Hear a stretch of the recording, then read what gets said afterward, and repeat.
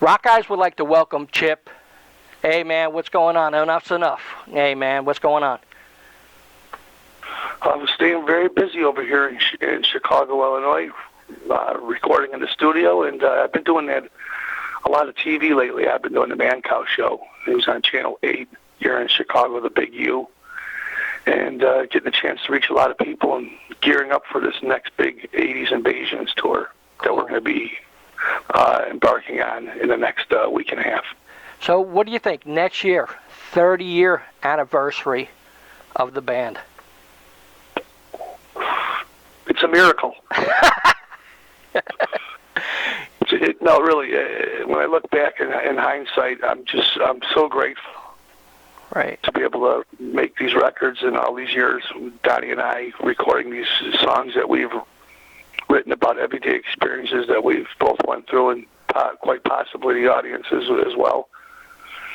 And just to be out there working at this time of the year is just, it's a blessing. Wow. Every single year to go out in the summertime, get on a tour bus, or get in a van for that matter. In the early days. Wow. It was, tour buses and going in debt. Wow. That's what all it was. But with the carrot in front of us was the chance to get our music to be heard and seen by a lot of people. And it's paid off if you think about it. We could be inducted into the Hall of Fame next year. I'm not saying we are, and I'm not implying that we are. I'm just saying, stating the fact that after 25 years in 3 albums on a major label, we're able to get a chance to celebrate all these years of making records. And that in itself is quite a feat. Oh, yeah. And luck is the resident of design. Wow. And you're working on new music now? Yes, we are. We took a little bit of a break. After the English tour, Donnie decided to go over to Europe and do an acoustic tour.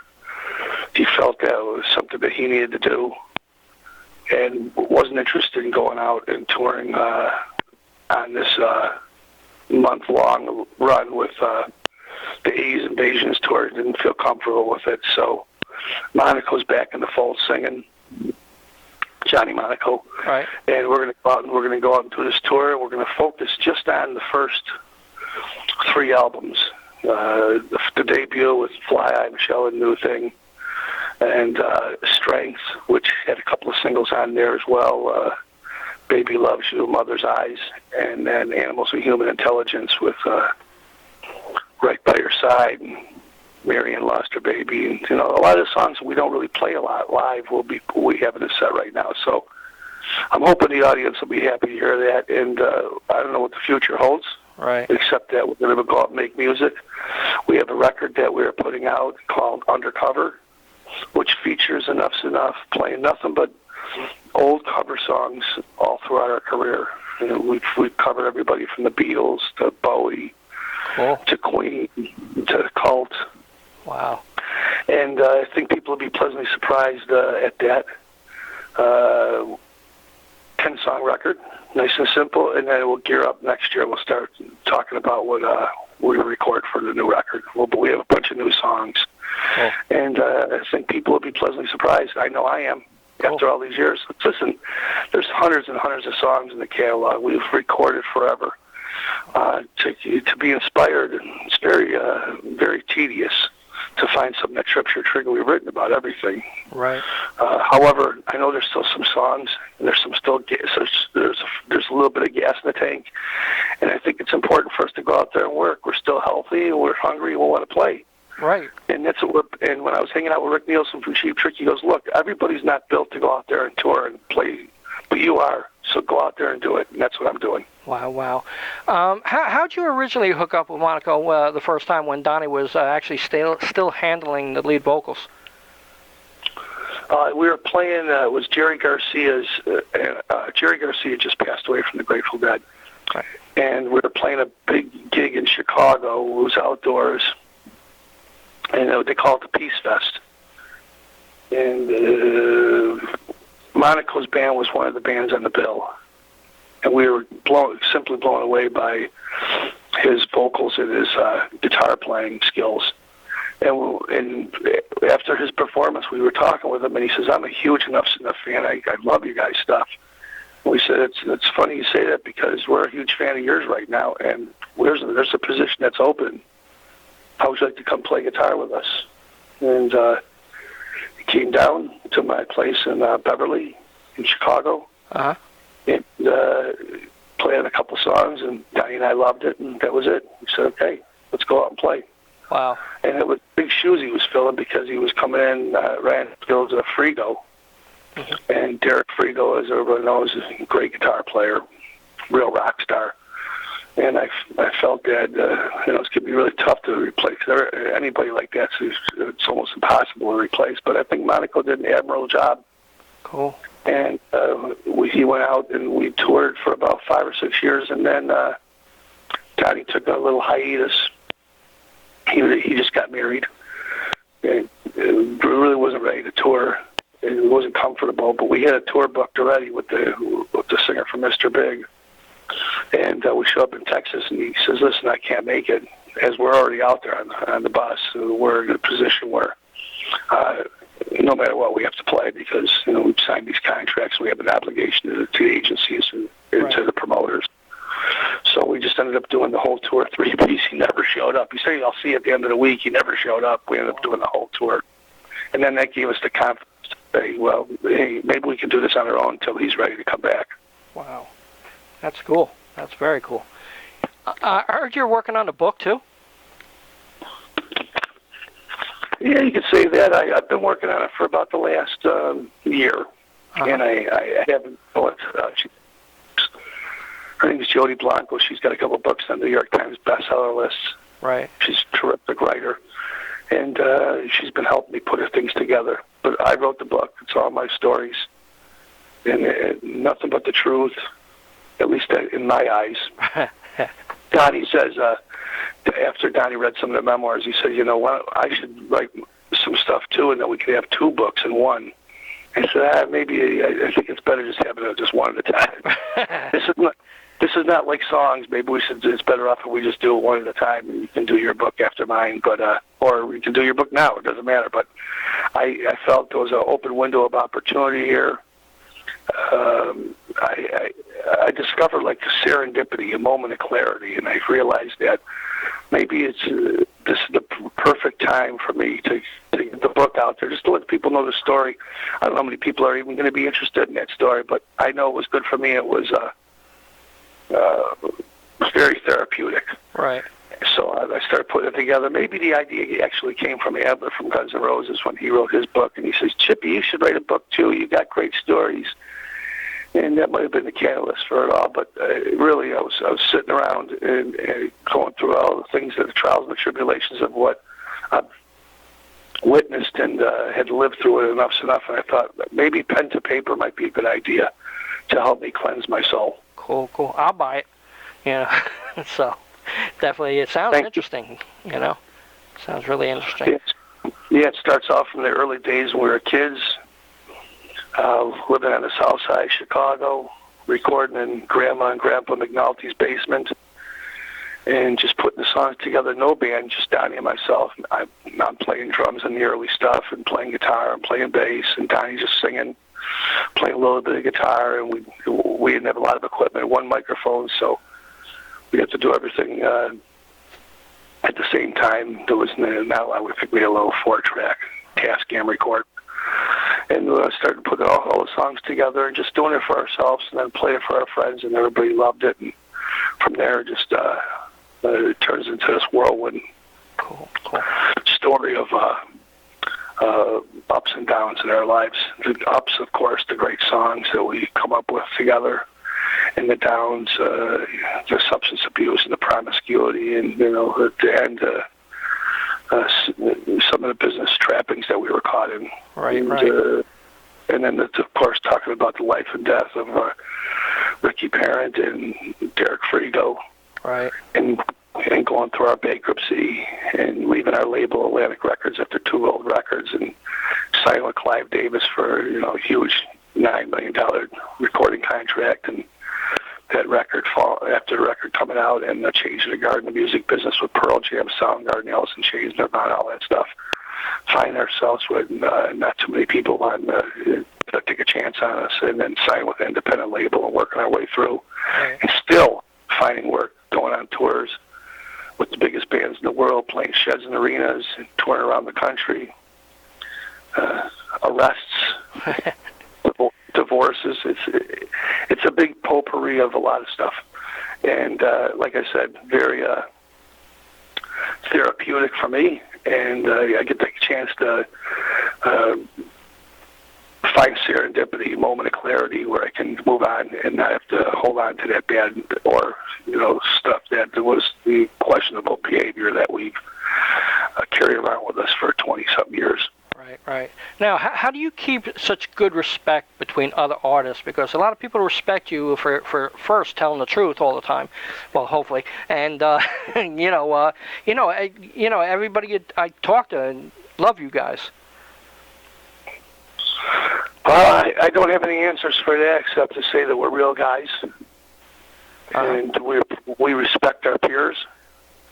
And even if when it comes to music, who cares who drives the bus? Let's get to the picnic. We got a strong band, and we got some good songs, and that's it's up to people. If they want to judge that, I'm fine with that. But the fact of the matter is, at the end of the day, it's up to us what we think of what we're doing, and we carry ourselves in a way that is endearing and honest and charming. Cool. And we've always been honest to everybody. And maybe that's one of our problems, is that we wore our honesty on our sleeve.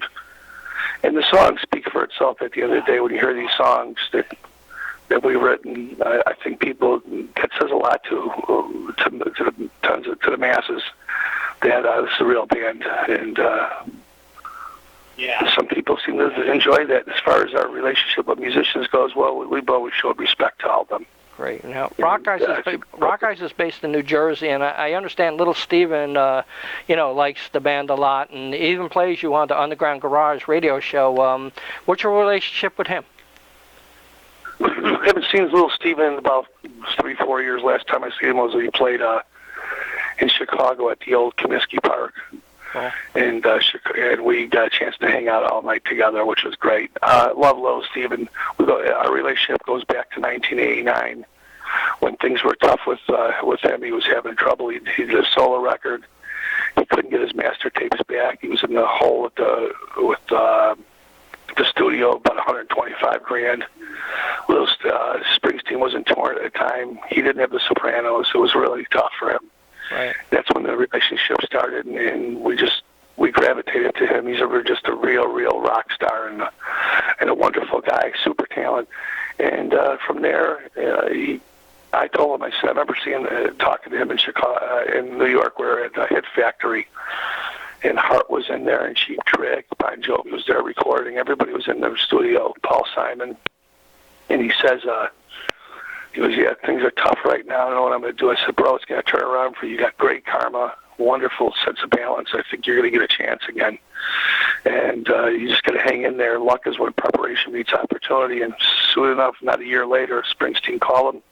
The E Street Band got back together.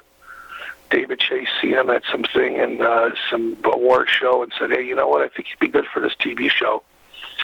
And Little Steven says, I don't know about that. I'm a rock musician. I'm not an actor. He said, please just come on down and read for me. And Steven was smart enough to know, well, maybe I should go down there and check this out. And he went down and read for David, and the rest is history. Cool. Now, I know he still plays us on the Little Steven Garage Radio, and I push that show like you wouldn't believe. I tell everybody about it. I always talk about him. I hope he's doing well. He changed his number. Maybe I'll see him in the future, get a chance to spend time together, because we've done a lot of stuff that's very memorable, and some of it will be in my book. Cool. Now, on September 27th, you're playing the Egyptian Theater in Illinois. Can you tell me anything about that show? Sure. Well, the Egyptian Theater, September 27th. It's in DeKalb, Illinois. Beautiful place. It's been open since the early 1900s. It's a benefit show for that beautiful facility. And that night it'll be Creedence again, which is CCR, and Enough's Enough, both on the same bill. And Mancow's going to host it, radio personality, TV show. He's got his own TV show here in Chicago.